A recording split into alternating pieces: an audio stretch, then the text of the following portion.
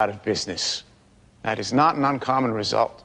It is certainly uncommon for the city to sprint off to court to enforce that ordinance.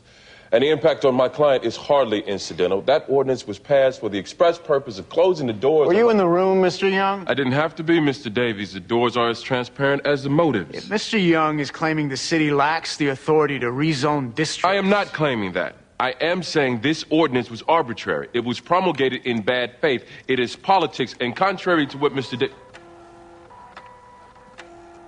Counsel. I apologize.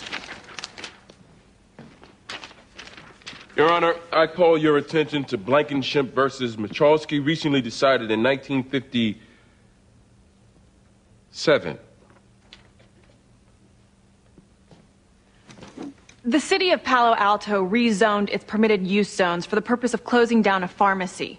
The court struck down the ordinance as arbitrary and invalid. It's decidedly on point. I reiterate, every time a city zones or rezones, somebody claims foul. You might not favor us as much as we thought. Actually, President Bush very quietly shifted his policy on that. They issued a clarification which allows for private funding. That's not exactly true.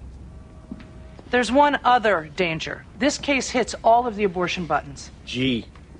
And since Roe v. Wade is vulnerable, which Fox also knows, I'm concerned about Davies turning this into a referendum. I'm sure they're the ones who tipped off the press. Why is Roe versus Wade vulnerable? Hello, have you glanced at the Supreme Court lately? Rehnquist, Scalia, Thomas, Kennedy, even Sandra Day O'Connor. This court could overturn Roe in the blink of an eye. Actually, that's not necessarily true.